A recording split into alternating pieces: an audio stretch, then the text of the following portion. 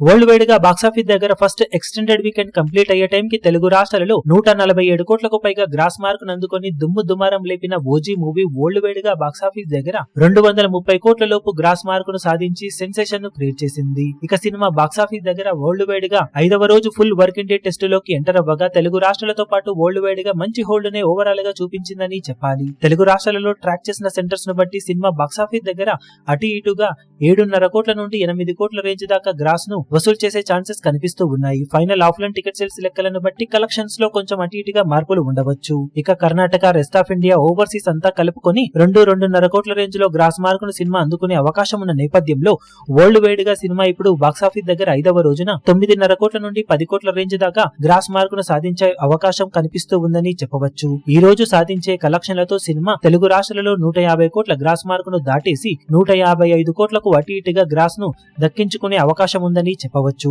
ఇక world wide గా cinema box office దగ్గర 239 కోట్ల నుండి 240 కోట్ల రేంజ్ లో గ్రాస్ మార్క్ ను ఓవరాల్ గా అందుకునే అవకాశం ఉంది. ఓవరాల్ గా మంచి రికవరీని సాధిస్తూ 85% వరకు రికవరీని 5 డేస్ కి గాను అందుకున్న సినిమా ఇదే ట్రెండ్ ను సెకండ్ వీకెండ్ వరకు కొనసాగించి పోటీని కనుక హోల్డ్ చేస్తే మంచి లాభాలను లాంగ్ రన్ లో అందుకునే ఛాన్సెస్ ఎంతైనా ఉన్నాయని చెప్పాలి.